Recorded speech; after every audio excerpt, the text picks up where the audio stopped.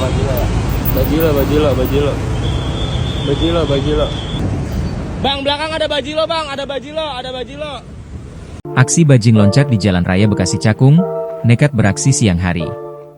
Seorang terduga bajing loncat melancarkan aksinya dengan mengambil muatan truk saat kendaraan tersebut melintas di Jalan Raya Bekasi, Kecamatan Cakung, Jakarta Timur.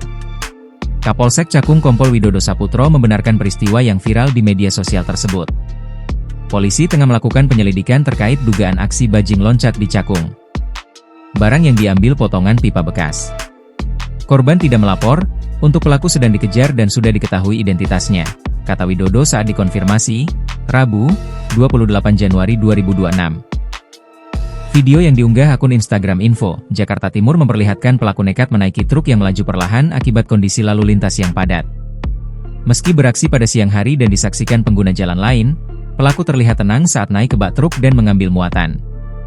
Aksi tersebut terhenti setelah seorang pengendara memberitahu kernet truk bahwa muatannya sedang diambil bajing loncat.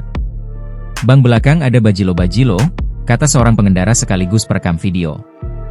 Dalam video itu juga terlihat pelaku menjatuhkan potongan besi dari bak truk yang sedang melaju. Download Tribun X sekarang, menghadirkan lokal menjadi Indonesia.